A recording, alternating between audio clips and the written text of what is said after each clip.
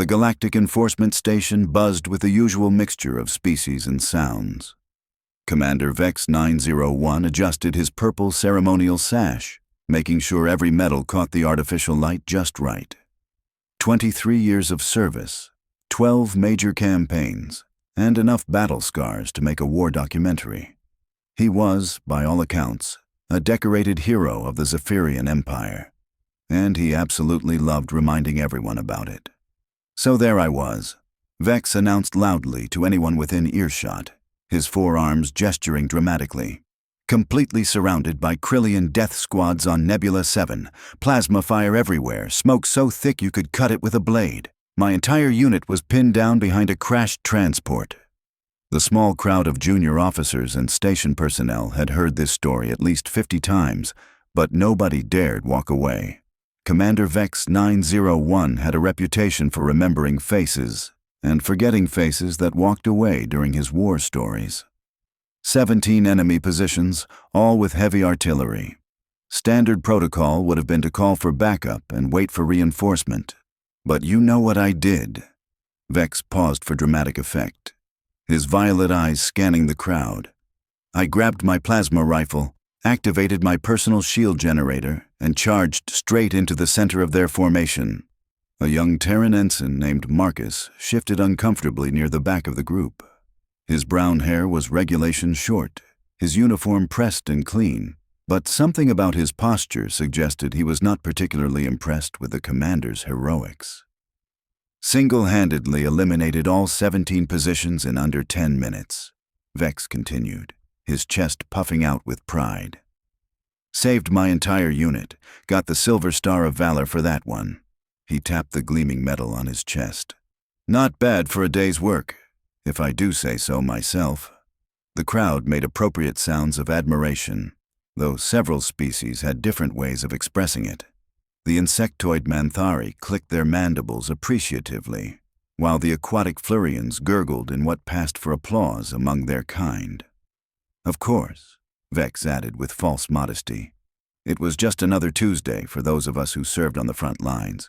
You young folks today, stationed here on this peaceful little outpost, you have no idea what real combat looks like. That's when she spoke up. 17 positions in 10 minutes? The voice came from the Cantina entrance, smooth and slightly amused. That's impressive. Every head in the place turned to look at the speaker. She was human, maybe 30 years old, with short auburn hair and green eyes that seemed to hold secrets. Her civilian clothes were simple but well-made, and she carried herself with the kind of easy confidence that came from experience rather than arrogance. Her name tag read Dr. Elena Martinez, Cultural Exchange Program. Vex 901's violet eyes narrowed slightly. He was not accustomed to interruption during his stories, especially not from some soft-handed academic who probably had never been within a parsec of actual combat. Yes, 17 positions, he repeated slowly, as if speaking to a child. Perhaps you don't understand the tactical complexity involved. Each position had at least 3 armed Krillians, heavily fortified, with overlapping fields of fire. Elena nodded thoughtfully, taking a few steps closer to the group. Oh, I understand tactical complexity quite well, Commander. I was just wondering if you remember the Battle of Kepler 442. The Cantina fell silent. Even the background hum of the air recycling system seemed to quiet down. Vex 901's expression shifted from condescension to confusion. Kepler 442? That was a human engagement. Some minor skirmish during the Terran Independence War. Minor skirmish. Elena's voice carried just a hint of something cold now. Yes, I suppose from the Zephyrian perspective, it would seem minor. After all, you only lost 3 entire battle fleets there. The commander's forearms crossed defensively across his chest. We did not lose 3 battle fleets. We experienced a tactical withdrawal after achieving our primary objectives. Several of the junior officers exchanged glances. The official Zephyrian records of the Terran Independence War were creatively written. Tactical withdrawal, Elena repeated. and now there was definitely amusement in her voice. Is that what they're calling it these days? Because I remember it differently. You remember it? Vex laughed, a harsh barking sound. You were probably not even born when that conflict ended. Humans have such short lifespans, you could not possibly have been there. Elena smiled, but it was not a warm smile. You're right about human lifespans, Commander. We don't live as long as Zephyrians, which makes it all the more remarkable that we managed to hand you such a comprehensive defeat, doesn't it? The tension in the room was thick enough to cut with a molecular knife. Several species had the good sense to start backing toward the exits, recognizing the signs of an impending confrontation. Defeat. Vex's voice rose an octave. The Zephyrian Empire has never been defeated by humans. We are the most advanced military force in this galaxy. We have conquered 17 systems and established order across half the known space. 18 systems, Elena corrected quietly. You conquered 18 systems, but then you tried to make it 19. The commander's violet skin was beginning to turn a darker shade of purple, which anyone familiar with Zephyrian physiology knew was a sign of extreme agitation. The Terran system was a necessary acquisition for galactic stability. Your species was too chaotic, too unpredictable to be left unsupervised. Too unpredictable, Elena agreed. You got that part right. She reached up to the collar of her shirt and undid the top 2 buttons, revealing the upper part of her collarbone. There, stark against her pale skin, was a scar. It was not a neat surgical scar, but something jagged and brutal, the kind of mark left by superheated metal or plasma fire. This is from the Battle of Kepler 442, she said conversationally, her fingers tracing the ugly mark. Specifically from the bridge explosion on the Zephyrian flagship Dominion's Pride when we rammed it with the cargo freighter Lucky Strike. The cantina was so quiet now that you could hear someone's stomach growling 3 tables over. Commander Vex 901 stared at the scar, his forearms slowly uncrossing. That's impossible. The Dominion's Pride was destroyed with all hands. No humans were aboard that ship. No humans were supposed to be aboard that ship, Elena corrected. But wars rarely go according to plan, do they, Commander? She rebuttoned her shirt, her movements casual and unhurried. We had a boarding party of 12 volunteers who managed to get onto your flagship during the chaos. Our mission was to disable your command and control systems. We succeeded, but... She shrugged. Wars have casualties. You're lying. But Vex 901's voice lacked conviction now. The official report said the Dominion's Pride suffered a catastrophic reactor failure. Well, technically they were right about the catastrophic part. Elena's smile returned, but it was sharp around the edges. Turns out, when you overload a Zephyrian reactor core and then crash a freighter loaded with unstable quantum explosives into the same ship, the results are quite spectacular. Young Ensign Marcus had moved closer, his eyes wide with fascination. Several other humans in the cantina were now paying very close attention to the conversation, and there was something in their expressions that suggested Elena was not the only veteran in the room. 11 of us died in that explosion, Elena continued, her voice matter-of-fact. I was the lucky one. Just got thrown clear with some severe burns and a chunk of hull plating embedded in my shoulder. Spent 6 months in a medical pod while the docs put me back together. Commander Vex 901 was looking distinctly uncomfortable now. The Battle of Kepler 442 was not discussed much in Zephyrian military academies, mainly because it had been an unmitigated disaster for the Empire. 3 entire battle fleets, including their most advanced flagship, destroyed or crippled by what should have been an easy conquest of a primitive human colony. Even if what you say is true, he said, rallying his wounded pride, that was one battle. The Zephyrian Empire has won thousands of engagements across the galaxy. We are the dominant military power. Were, Elena said gently. You were the dominant military power, until you tried to mess with Earth. The way she said Earth made everyone in the room sit up and take notice. There was something about her tone, something that suggested the story was just getting started. Earth was never even threatened, Vex protested, but his voice was getting weaker. The campaign ended before we reached the Sol system. The campaign ended, Elena agreed, because humanity did something your strategists never anticipated.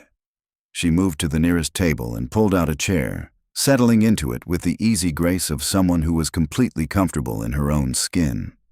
"See, Commander, your people made a fundamental error in judgment. You assumed that because humans were technologically inferior, we would be militarily inferior as well." The cantina had filled up during their conversation, word having spread throughout the station that something interesting was happening. Beings from a dozen different species lined the walls and crowded around tables, all listening intently. "Your technology was inferior," Vex insisted. "Your ships were slower, your weapons less powerful, your armor weaker. By every metric that matters, the Zephyrian military was superior."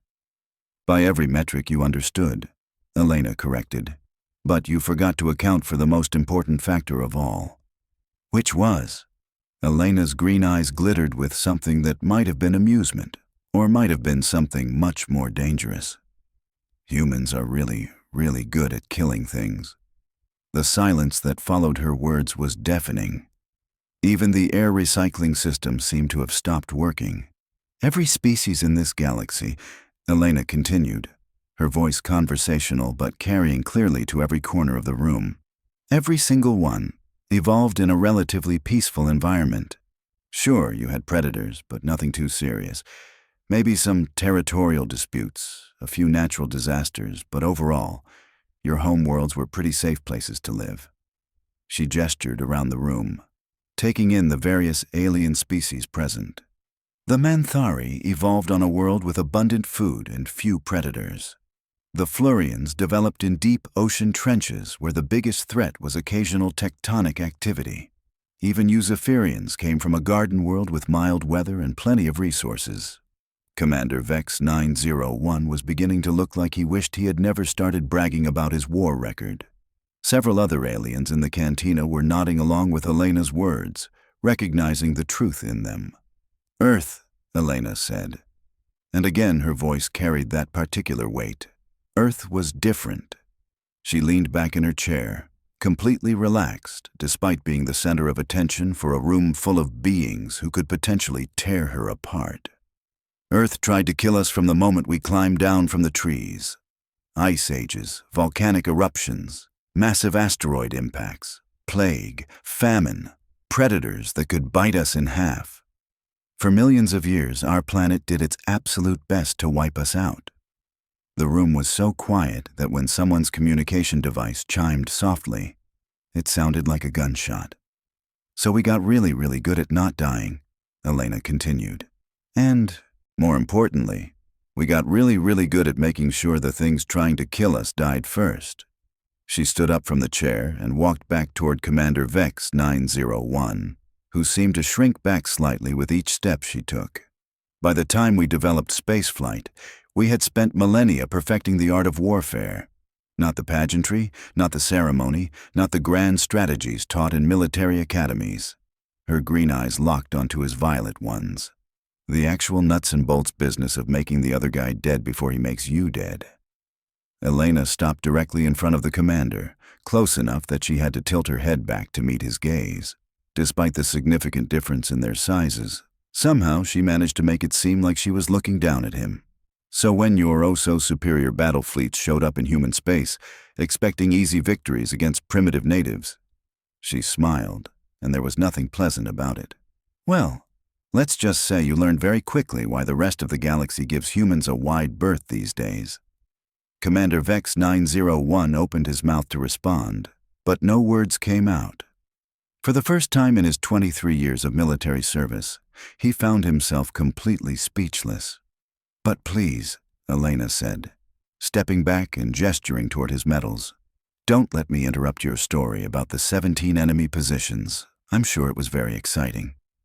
The sarcasm in her voice was so thick you could have used it for hull plating. And that's when the real story began. The cantina remained frozen in tense silence. Commander Vex 901's violet skin had gone completely pale, his forearms trembling slightly.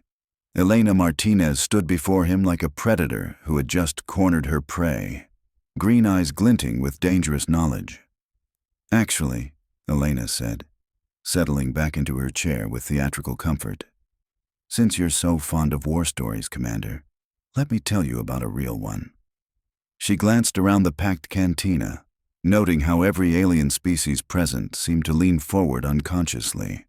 Even the usually aloof crystalloids had stopped their internal humming to listen. It started when your glorious Zephyrian Empire decided that humanity needed some guidance.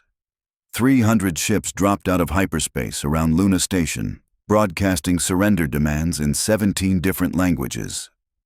Commander Vex 901 found his voice, though it came out as barely more than a croak. "Standard protocol for subjugation of primitive species. We offered terms." "Oh yes, the terms." Elena's laugh had no warmth in it whatsoever. "Complete surrender of all human military assets. Installation of Zephyrian governors on every inhabited world. Mandatory education programs to teach us proper civilized behavior. Very generous." Young Ensign Marcus had moved even closer, along with several other humans scattered throughout the crowd.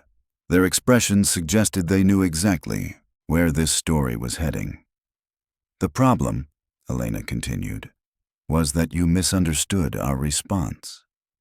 "Your leaders accepted the terms," Vex protested weakly. "The Earth Alliance formally surrendered after our demonstration of superior firepower."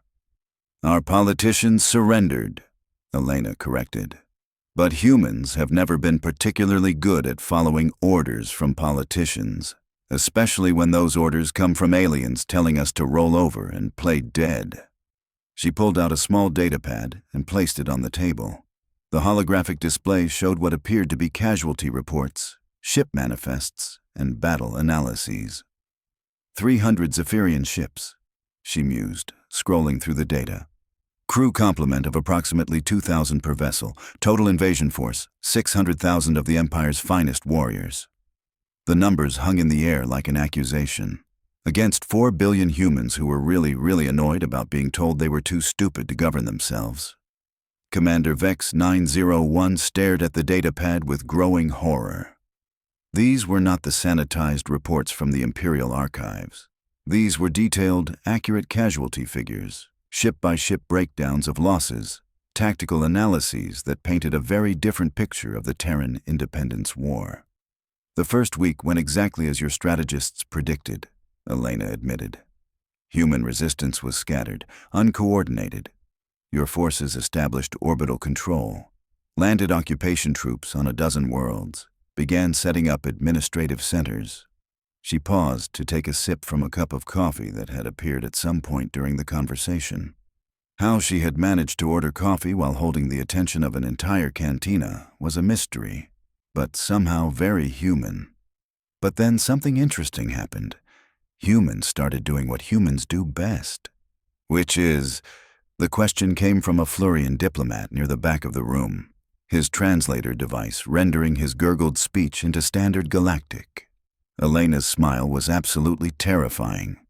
"We started improvising." The datapad display shifted to show tactical maps, sensor readings, communication intercepts. All of it painted a picture of systematic, ruthless, and utterly unconventional warfare. "See? Your military doctrine is very civilized," Elena explained, gesturing toward Commander Vex 901. "Fixed battle lines, established rules of engagement, proper chain of command. Very predictable. Very easy to counter once you understand the patterns."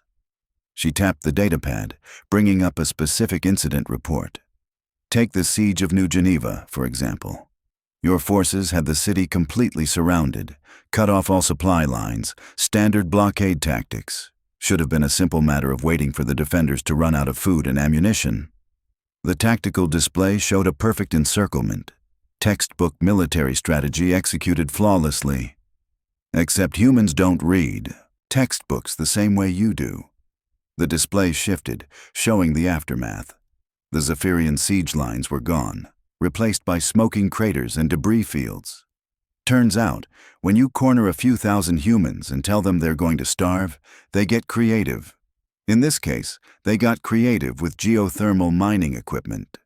Commander Vex 901's eyes widened in recognition. The underground explosions?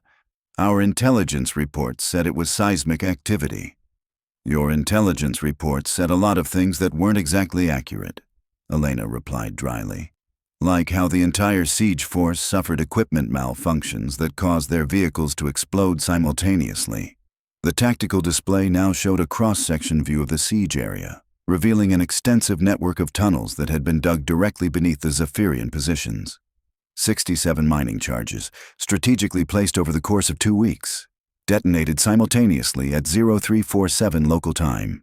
Entire siege force eliminated in approximately 15 seconds. The cantina erupted in nervous chittering and gurgling as various species processed what they were hearing. The idea of burrowing underneath enemy positions and blowing them up from below was apparently not standard military doctrine anywhere else in the galaxy. That's terrorism, Vex stammered. Elena raised an eyebrow. No, Commander, that's warfare. The difference is that terrorism targets civilians to create fear. This targeted military forces to create dead enemies. She scrolled through more reports, each one more disturbing than the last from a conventional military perspective. Then there was the Battle of Proxima Station. Your Admiral Keck 779 had positioned his fleet in a perfect defensive formation around the space elevator. Absolutely impregnable, according to Zephyrian tactical analysis. The display showed the Zephyrian fleet arrangement, a sophisticated defensive grid that should have been able to repel any conventional attack. Unfortunately for the Admiral, the humans weren't planning a conventional attack. The image shifted to show what appeared to be civilian cargo haulers and mining ships approaching the Zephyrian formation.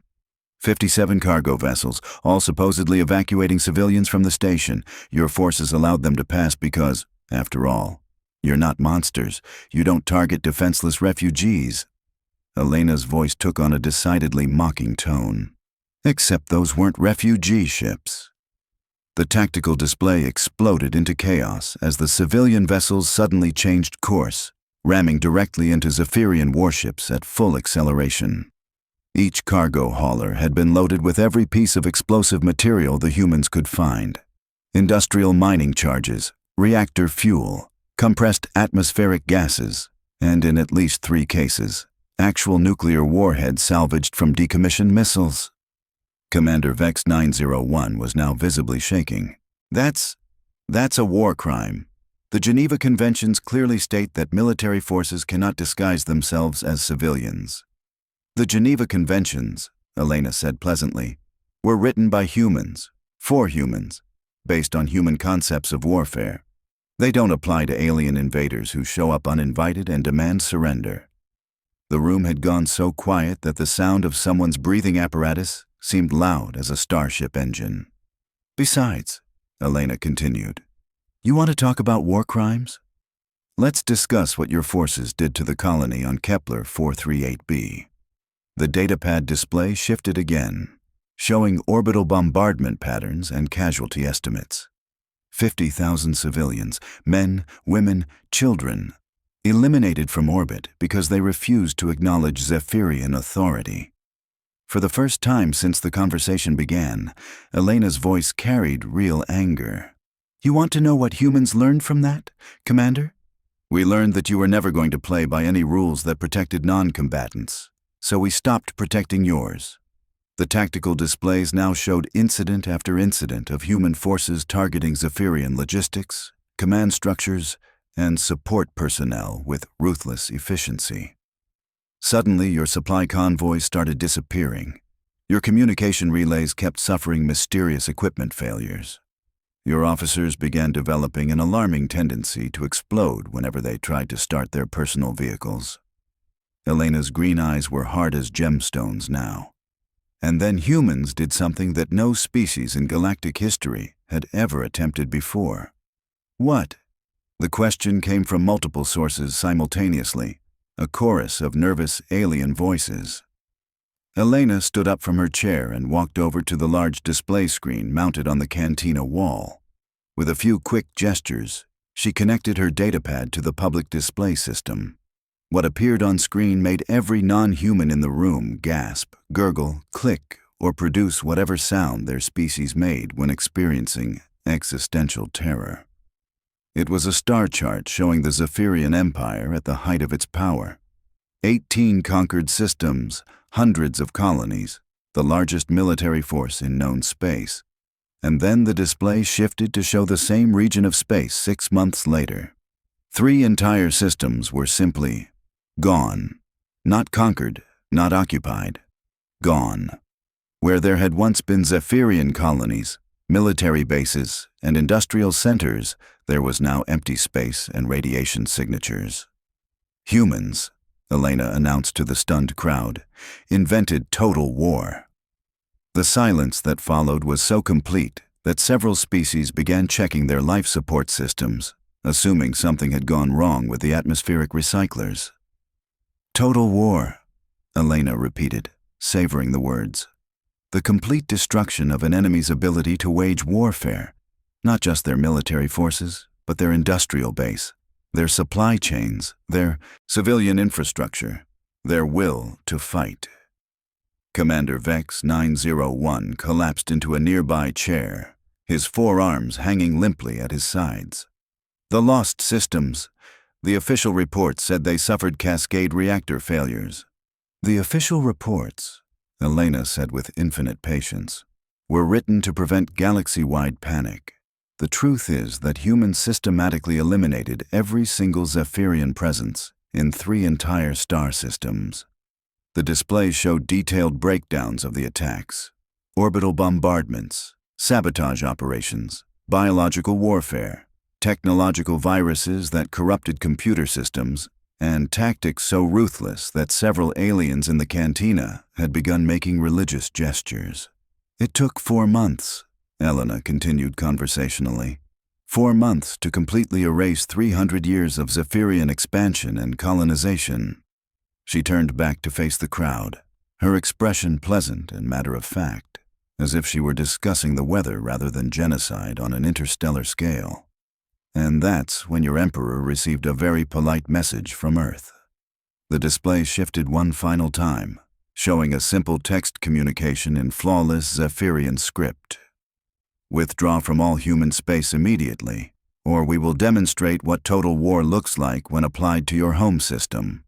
Every alien in the Cantina was now staring at Elena with a mixture of awe and absolute terror. Even the Manthari, whose species was known for their warrior culture, were making submissive clicking sounds. Your Emperor, Elena said, was a very intelligent being. He withdrew. Commander Vex 901's voice was barely a whisper. The Peace of Titan station. We were told it was a negotiated settlement, a recognition of mutual sovereignty. It was a surrender, Elena corrected gently. Complete, total, unconditional surrender. Humans just allowed your government to save face by calling it a treaty. She walked back over to the commander, who seemed to have aged several decades in the past hour. So when you stand there bragging about your 17 enemy positions, Commander, remember that my species eliminated 600,000 of your people and erased 3 star systems from existence. Not because we're inherently evil. Not because we enjoy killing, but because you threatened our families. Elena's voice dropped to barely above a whisper, but somehow every being in the Cantina heard every word. Humans don't start fights, Commander, but we certainly know how to finish them. She turned to address the entire room, her pleasant expression returning as if someone had flipped a switch. Which brings me to why I'm here on this lovely little station, participating in the cultural exchange program. The non-humans looked at each other nervously, suddenly very interested in knowing exactly why a species capable of interstellar genocide would want to participate in cultural exchanges. See, after the war, human leadership realized that the rest of the galaxy was absolutely terrified of us, not exactly conducive to peaceful trade relationships and diplomatic cooperation. Elena gestured around the Cantina, taking in the mixed crowd of species. So we started this program.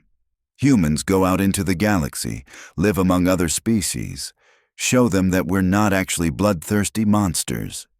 We're just very, very good at protecting ourselves when threatened. Young Ensign Marcus finally found his voice.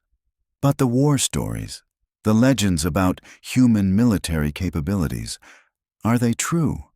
Elena considered the question seriously. Every species develops legends and stories that get exaggerated over time. But in humanity's case, she smiled. And for the first time all evening, it was actually warm and genuine. In humanity's case, the legends are usually underestimating what actually happened. The Cantina remained silent for a long moment, processing this information.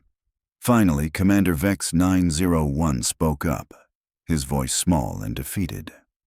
"Why are you telling us this? Why reveal these details?" Elena looked at him with something that might have been pity. "Because, Commander, knowledge prevents mistakes. When species understand what humans are actually capable of, they tend to avoid doing things that might make us angry. It's better for everyone that way." She gathered up her datapad and headed toward the exit, pausing at the doorway to address the crowd one final time. "Enjoy your evening, everyone. And Commander."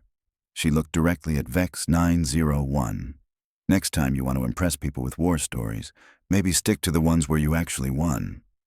Elena Martinez walked out of the Cantina, leaving behind a room full of aliens who would never again think of humans as just another primitive species. Commander Vex 901 sat in stunned silence, staring at his medals and wondering if 17 enemy positions in 10 minutes was really something worth bragging about after all. From that day forward, the Galactic Enforcement Station became notably more peaceful. Disputes were resolved through negotiation, conflicts were settled with words rather than weapons, and nobody, absolutely nobody, ever interrupted a human when they were trying to enjoy a quiet cup of coffee. Because sometimes the most effective weapon in the universe is simply making sure everyone knows exactly what you're capable of doing if they push you too far. And humans, as the galaxy had learned the hard way, were capable of quite a lot indeed.